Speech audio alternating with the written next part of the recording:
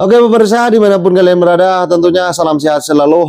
Di mana Indonesia di bawah kepemimpinan pemerintah RI baru, Bapak Prabowo Subianto, kita akan disajikan bagaimana dari pemerintahan sebelumnya, dari Bapak Jokowi tentunya masih ada saja kritikan-kritikan yang nyinyir, yang katanya ini adalah merupakan bla bla bla dari para pembenci dan juga pengkritik dari masa jabatan Pak Joko Widodo, yang saat ini Bapak Jokowi sudah pulang ke Solo dan berlibur dan beristirahat, yang dilangsungkan masa jabatannya ini langsung ditangani oleh Pak Prabowo Subianto. Dan pemirsa dimanapun kalian berada, biar gak salah paham, mari kita simak bersama dan tanggapan kalian silakan ditulis di kolom komentar. Kau jangan sembarang ngomong. Ide yang mesti Ide itu harus kau hargai. Kalau kau betul-betul intelektual, kau Ya, harus bisa menerima perbedaan. Itu saya- Bukan fitnah lo ya. betul, itu yang saya sepakati. Pikiran itu hanya disebut pikiran kalau ada yang mengkritik pikiran. Ada pikiran alternatif. Kan?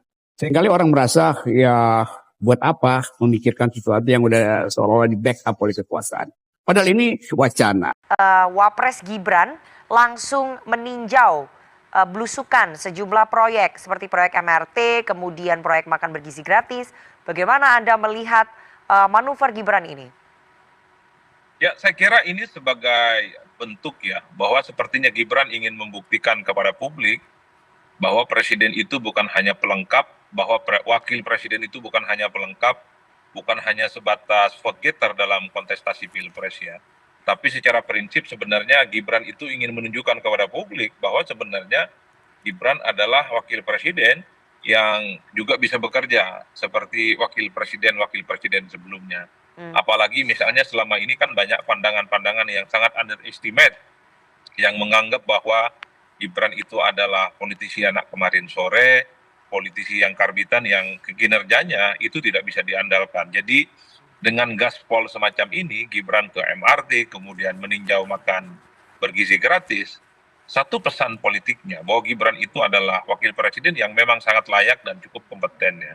Tapi yang kedua menurut saya ini kan sebenarnya untuk membungkam kelompok-kelompok kritis yang selama ini seakan-akan selalu mencari di mana Gibran di saat Prabowo Subianto misalnya melakukan konsolidasi, melakukan begitu banyak aktivitas politik, kan Gibran ini kan nyaris tidak pernah kelihatan peran-peran politiknya. Nah Gibran setelah dilantik, ini kan ingin unjuk kekuatan dan unjuk kebolehan bahwa Gibran selama ini yang disebut tidak pernah diajak bicara, tidak pernah diajak dalam konsolidasi, tapi nyatanya langsung kerja cepat gitu, sebagai bukti bahwa sebenarnya untuk urusan kerja ya tentu Gibran itu juga adalah sosok yang sebenarnya sangat untuk bisa diandalkan. Tapi sebenarnya Riviana satu hal, kan orang ingin melihat ada sesuatu yang dicapai dalam pemerintahan Prabowo dan Gibran. Hal-hal yang sifatnya mercusuar dan strategis, misalnya soal bagaimana caranya ke depan supaya kemiskinan dan pengangguran itu bisa dikurangi, termasuk soal ketahanan energi dan ketahanan pangan. Hal-hal yang semacam ini sepertinya ingin dilihat. Kalau urusan MRT ya rasa-rasanya kan sudah dianggap selesai ya. Nah ke depan ini tinggal bagaimana makan bergizi gratis itu bisa disampaikan skenarionya. Karena ini adalah program yang tentu tidak mudah, membutuhkan dana yang cukup besar, resource dan SDM yang juga besar, yang saya kira harus menjadi contoh yang baik. Saya perlu tanggapan dari pakar komunikasi politik Ade Armando. Nah, terima kasih Pak Karni. Ya saya sih tidak akan mengomentari langsung ahli politik kita ya. Ini senior saya di kampus, jadi saya harus hati-hati sama beliau ini. Nah, jadi gini tapi saya mulai buat para penonton, penonton perlu tentu aja tahu bahwa saya adalah salah seorang pendukung Jokowi tulen lah gitu ya. Karena itu saya akan melihat kehadiran pemerintahan Prabowo ini seberapa jauh mereka ini akan melanjutkan keberhasilan yang sudah dicapai oleh Pak Jokowi. Nah dalam hal ini seperti tadi juga dikatakan oleh Pak Karni di awal, sudah ada indikasi bahwa kabinet yang sekarang ini memang adalah kabinet yang akan melanjutkan apa yang sudah dimulai oleh kabinetnya Pak Jokowi. Berapa orang? 16 atau 17? 17 atau 18. 17 atau 18 ya, sekitar begitu. Dan orang-orang yang dipertahankannya juga menurut saya sangat well qualified, terutama misalnya saja ya di situ ada Sri Mulyani ya. Salah satu hal yang tentu membahagiakan banyak orang bahwa Sri Mulyani tetap berada di sana karena pencapaian sudah dia lakukan selama ini. Tapi kemudian juga ada orang-orang lain seperti Pak Menteri Kesehatan Pak Budi Sadikin ya. Kita juga happy lah ya dengan performance beliau di pemerintahan Pak Jokowi.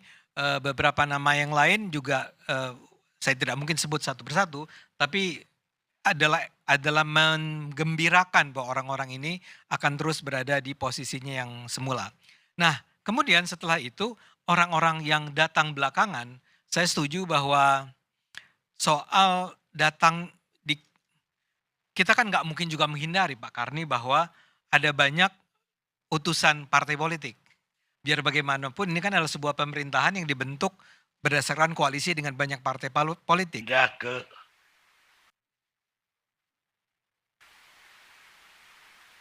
Refli Harun, pakar ilmu Makasih Bang Garni. tata negara.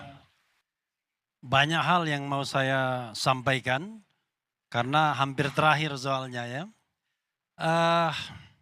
Begini, saya ingin memulai dari tujuan bernegara dulu ya. Karena di situ dikatakan kemudian daripada itu untuk membentuk pemerintah negara Indonesia yang melindungi segenap bangsa dan seluruh tumpah darah Indonesia dan untuk memajukan kesejahteraan umum, mencerdaskan kehidupan bangsa dan ikut serta melaksanakan ketertiban dunia dan seterusnya. Maka dari situlah mandat pemerintah sesungguhnya. Pemerintah dalam sistem pemerintahan presidensil yang dianut Undang-Undang Dasar kita adalah presiden sebagai chief eksekutif. Dia dibantu oleh satu orang wakil presiden dan para menteri-menteri. Tetapi sesungguhnya itu adalah kekuasaan yang sifatnya tunggal. Jadi berbeda dengan sistem pemerintahan parlementer yang pemerintahnya majemuk. Walaupun ada prime minister, tapi prime minister itu bekerja berdasarkan sebuah kumpulan yang jamak sesungguhnya, yaitu mayoritas di parlemen yang memerintah. Nah dari sana kemudian presiden diberikan hak prerogatif sebagai kepala pemerintahan dan juga sebagai kepala negara. Apa yang kita saksikan kemarin adalah fungsi dia sebagai kepala pemerintahan. Dia menunjuk orang-orang untuk duduk di dalam kementerian atau jabatan-jabatan lain setingkat menteri sesuai dengan kewenangan eksekutif dia. Jumlahnya kalau dulu 34, sekarang enak sekali. Jadi anggota DPR periode 2019-2024 berbaik hati memberikan belangko kosong kepada pemerintahan hari ini. Sehingga Presiden Prabowo bisa menunjuk menteri semaunya yang dia inginkan. Dia mau bikin 100, 100. Dia bikin 200, 200. Kalau pemerintahan sebelumnya melalui Undang-Undang Kementerian Negara sebelumnya dibatasi 34 saja. Dan itu yang mengikat Jokowi, mengikat juga SBY. Tetapi Prabowo kemudian memiliki room yang luar biasa. Bahkan tidak itu saja, dia juga memiliki room untuk mengangkat One Team Press, Dewan Pertimbangan Presiden. Jadi bapak-bapak di sini, Bang Ade, Margarito Kamis dan lain sebagainya, masih ada roomnya. Lain, jabatan-jabatan lain seperti Jaksa Agung, Kapolri misalnya, Badan Komunikasi Presiden, itu kan orang-orang yang diangkat pada era pemerintahan Jokowi. Maka kemudian orang bertanya, kok begitu besarnya pengaruh Jokowi terhadap Prabowo dalam membentuk kabinet ini? Bukankah dalam sistem pemerintahan presidensil yang aktual berkuasa itu adalah Prabowo Subianto? Saya nggak punya nafsu lagi mengkritik Jokowi, karena dia bukan lagi pemegang kekuasaan eksekutif dalam tata negara kita. Karena itu ngapain saya mengkritik Jokowi lagi? Saya akan kritik Prabowo-nya.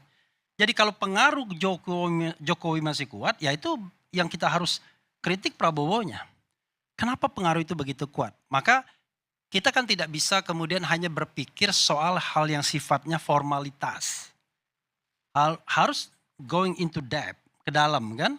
Maka orang menyebut misalnya pertemuan makan malam.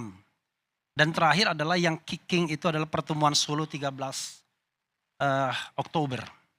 Maka dibilang apa istilahnya ya waktu itu ya. Perintah 13 Oktober. Ada yang mengatakan lebih hebat, lebih berbahaya dibandingkan dekret 5 Juli 59. Karena dekret 5 Juli 59 itu dalam hukum ketatanegaraan Indonesia itu adalah ekstra konstitusional. Bagaimana mungkin membubarkan konstituante, membentuk MPRS, membentuk DPAS dan lain sebagainya. Dan itu kalau seandainya gagal Bung Karno pada waktu itu bisa masuk penjara dia. Karena dianggap melakukan pengkhianatan terhadap negara karena melanggar konstitusi yang eksis pada waktu itu. Nah, orang mengatakan spekulasi, wah beredar di grup WhatsApp dan lain sebagainya. Ada spekulasi yang mengatakan, awas, ada pesan, tolong amankan pelantikan Wapres, kan begitu? Ada satu pesannya. Pesan lainnya, tolong angkat pertahankan 16 menteri. Tapi setelah saya hitung 18 ternyata bukan 16. Tapi barangkali yang di dalam imajinasi dia 16. Tapi ternyata 18 jumlahnya.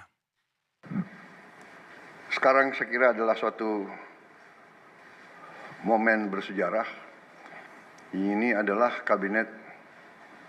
sidang kabinet paripurna pertama yang saya pimpin. Kabinet yang kita sepakati, kita beri nama Kabinet Merah Putih untuk menjadi suatu simbol persatuan, simbol kebersamaan, simbol kebangsaan. Saya terus-menerus sudah beberapa tahun ini maju ke hadapan rakyat Indonesia kepada semua pemimpin politik, pemimpin masyarakat, pemimpin agama, pemimpin pengusaha.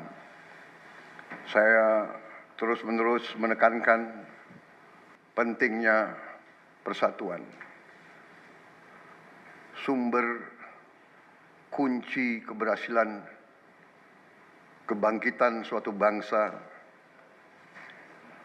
dalam sejarah manusia berabad-abad, kuncinya adalah bila elitnya bisa kerjasama, bila elitnya bersatu. Persatuan ini artinya adalah kita bisa sepakati mana adalah kepentingan nasional yang inti, mana adalah kepentingan nasional yang vital bagi kelangsungan hidup bangsa kita. Kita masing-masing punya kepentingan politik masing-masing. Kita masing-masing punya kepentingan kelompok masing-masing. Tapi manakala kita sudah bicara tentang bangsa dan negara, kita harus sepakati kepentingan nasional yang vital. Saya meyakini bahwa kepentingan nasional vital kita tentunya harus kita sepakati adalah kemerdekaan dan keutuhan NKRI, keutuhan Negara Kesatuan Republik Indonesia. Dan untuk menjamin keutuhan dan kelangsungan hidup Negara Kesatuan Republik Indonesia, kita harus dengan handal, dengan cerdik, dengan pandai bisa menjaga dan mengelola kekayaan bangsa kita. Hanya apabila kita bisa menjaga dan mengelola dengan baik semua kekayaan kita, hanya dengan demikian kita bisa memberi pelayanan kepada rakyat kita. Kita bisa memberi kebutuhan hidup rakyat kita. Oke, pemirsa, bagaimana tanggapan kalian? Silahkan ditulis di kolom komentar. Dan jangan lupa like dan subscribe channel ini agar kalian tidak ketinggalan informasi penting, khususnya dalam kepemerintahan di era Pak Prabowo Subianto. Bersama saya, salam merdeka.